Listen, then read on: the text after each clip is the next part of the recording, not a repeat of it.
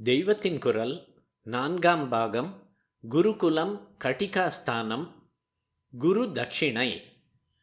படிப்பு முடிந்து சிஷ்யன் தருகிற தட்சிணை என்ன என்று மனு சொல்லியிருக்கிறார்.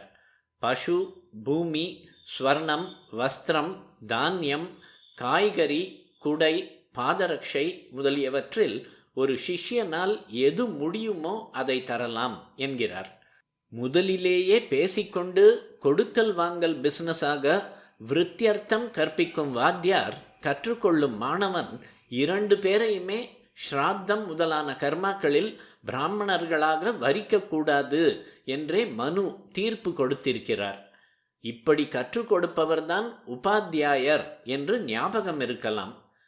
இரத்த பந்துக்கள் மட்டுமே ஆன ஒரு குலத்திலிருந்து வேதத்தில் அதிகாரம் உள்ள எல்லாருக்கும் பொதுவான ஷாக்கைக்கு கல்வி போதனை வளர்ச்சி கண்டபோது பிராமணர்களோடு க்ஷத்ரிய வைஷ்யர்களுக்கும் சேர்த்து போதிக்கும் பெரிய குருகுலங்கள் ஏற்படலாயின என்று தெரிகிறது.